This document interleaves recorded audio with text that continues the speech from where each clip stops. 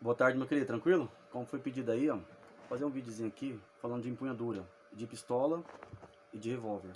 Como vocês veem aí, ambas está fria, né? Sem carregador, sem munição. Fechei ela aqui, travei, só para ilustrar aqui. De pistola, vamos lá, pistola, tendo em vista hoje que já é uma empunhadura atualizada, que é o que? A espetada, onde você vem com a mão forte, a mão fraca, o dedão acompanha o corpo da arma aqui, ó. Aqui é a mão forte, no caso a minha sou destro, e a mão fraca acompanha aqui o corpo da arma, com o dedão espetado para frente, que isso chama espetada. Ela é continuação, a arma é a continuação do seu corpo.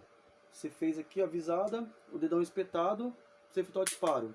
Só cuidado para quê? Nessa de espetar, você não quebrar o tiro, sua arma, o seu tiro não desviar, entendeu? Aqui, ó, vou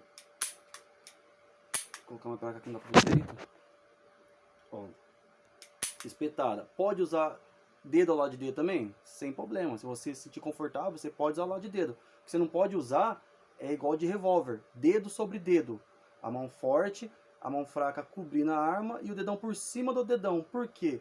Automaticamente seu ferrolho vai correr e vai taiar sua mão, fazer um corte, você vai estar num confronto com a mão sangrando, lascado, e não vai dar muito legal, certo? De revólver, aqui fria, de revólver, punha de revólver é o seguinte, ela pode ser dedo sobre dedo, aliás, dedo do lado de dedo, né? Aqui, ó, dedinho do lado de dedinho, ou dedo sobre dedo, no revólver já pode, porque aqui o cão não tem perigo de pegar o seu dedo. Você pode fazer empunhadura de pistola no revólver? Eu particularmente faço, mas não conselho, porque vendo que aqui na câmera da arma, do revólver, onde vai sair a larva de fogo e vai chapiscando seu dedo, não chega a queimar muito, mas incomoda. Chega a incomodar, vai ficar cheio de pólvora, então não recomendo. Eu, brincando no clube de tiro, treinando, eu faço isso.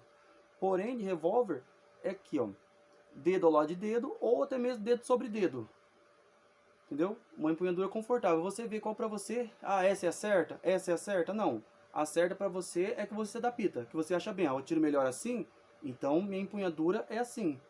Correto?